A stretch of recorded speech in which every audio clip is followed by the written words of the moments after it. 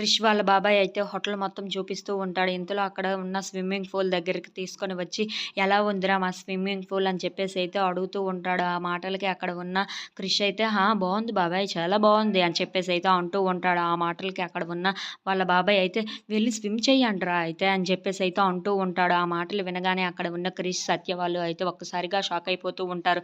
"ఏంట్రా అలాగుండిపోయారు? వెళ్ళండి, వెళ్లి మీ ఇద్దరు భార్యాభర్తలే కదా! వెళ్లి స్విమ్ చేయండి" అని చెప్పేసి అయితే అంటూ ఉంటాడు. ఆ మాటలకి అక్కడ ఉన్న క్రిష్ అయితే, "లేదు బాబాయ్, ఇప్పుడు చేయలేము" అని చెప్పేసి అయితే అంటూ ఉంటాడు. ఆ మాటలు విన్న సత్య కూడా అయితే, "ఏంటి ఇలా దొరికిపోయామని" చెప్పేసి అయితే అనుకుంటూ ఉంటుంది. ఇంతలో అక్కడ ఉన్న సత్యను వెయిటర్ అయితే కిందన పడేస్తూ ఉంటాడు. ఇంతలో సత్య అయితే కాలు జారిపోయి పూల్‌లో అయితే పడిపోతూ ఉంటుంది. ఇంతలో అక్కడ ఉన్న క్రిష్ అయితే చాలా కంగారు పడిపోయి, "బాబాయ్, ఎవరైనా ఉంటే చూడండి బాబాయ్, సత్యని కాపాడండి" అని చెప్పేసి అయితే అంటూ ఉంటాడు. ఆ మాటలకి అక్కడ ఉన్న వాళ్ళ బాబాయ్ అయితే, "ఎవరో ఎందుకురా, నువ్వే వెళ్లి కాపాడురా" అని చెప్పేసి అయితే తనను కూడా తోసేస్తూ ఉంటాడు.